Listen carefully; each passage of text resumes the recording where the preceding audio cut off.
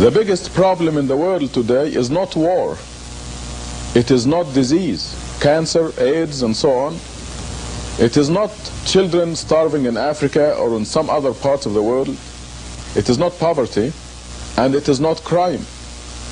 The biggest problem in the world today is that people do not know who they are, and consequently, they got their priorities all mixed up. You ask the average person, who are you? And they will look in the mirror and they will say, this is me. And they are wrong. When you look in the mirror, you do not see yourself, quote unquote, you see your body. And your body is simply a garment that you are wearing for 50 or 100 years. Then you shed it. You know, it's a matter of common sense. There is a difference between a living body and a dead body. The living body is full of vitality and spark, and when it dies, the spark is gone and becomes stiff, just like a piece of wood. And we know that something is gone, the person is gone. So we can easily agree that a person consists of a body and a soul, and the soul is the real person. And this is where the people fail to recognize who they are. If they knew that the body is not them, they will rearrange their priorities and they will pay more attention to themselves, their selves, not their bodies. A person goes to school for many, many years, works hard, takes examinations, and even after school he gets a job to make some money and so on. All this to care for the body, a vanishing entity that will become stiff, dead someday. And when that day comes, almost everyone will look at that lifeless body and say, for this thing, I went to school, I worked hard, I took examinations, I earned a lot of money, and I spent it all to care for this thing, this vanishing, stiff part of me. What did I do for myself? There is something that we must do, and this is what life is all about. We have to rearrange our priorities, and this cannot result without knowing that I am a body and a soul, and I must put the body in the service of the soul. To drive the point home, just take an average person and ask him or her, what did you feed yourself today? What did you feed your soul today? Let's start with the question, what did you feed your body today? And they will tell you, I gave my body breakfast, lunch, dinner, numerous snacks, but they gave nothing to the real person, to themselves. What did they feed themselves? We nourish the babies. When we are born, we give the baby milk and so on, and then the baby grows, becomes a child, and we give him potatoes and meat and rice, and the body grows to 5 or 6 feet. But what did we do for the real person? This is the major question that we're addressing right now. This is what life is all about. People are giving attention to the vanishing entity and totally ignoring the real person. there is such a thing as food for the soul, nourishment for the real person. And now the new thing that I have for you is tangible evidence that there is food and nutrition for the real person.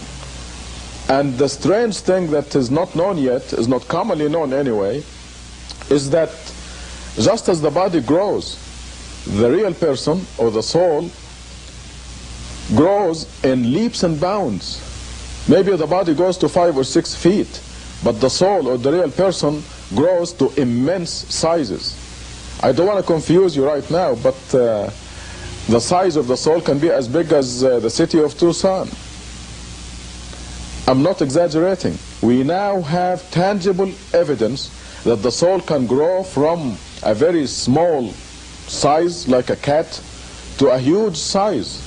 And this makes it even more important to nourish and feed the real person.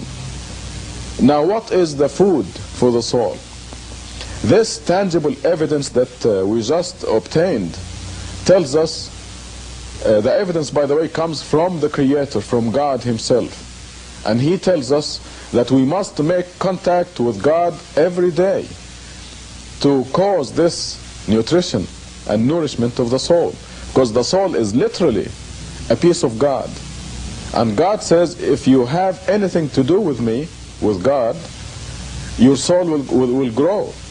If you remember, in the Bible at the beginning, God said He breathed into Adam the breath of life. So the soul is part of God's breath.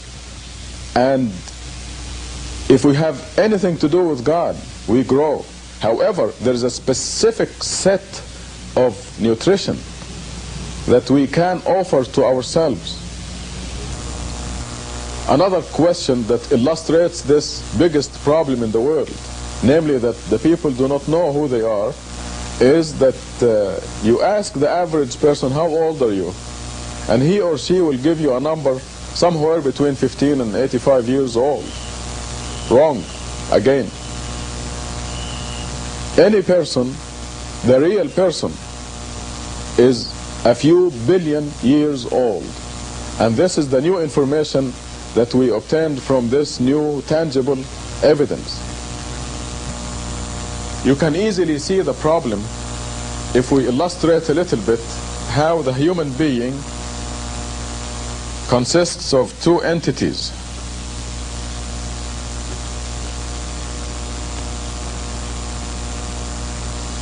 One entity is the body. Let us represent it by this dot right here. And the eternal person. And this is an infinite entity. It will never die. It just goes on forever and ever. So here we have a body that lasts a period of time somewhere between 50 and 100 years. We know that we all exist. We are all under death sentence. And this period, when you divide any number by infinity, it equals 0. If you live 1,000 years, you divide this by infinity, and it equals 0. This is just plain mathematics. So the body that is going to live for a 0, for all practical purposes, 0 period of time, is taking all our attention.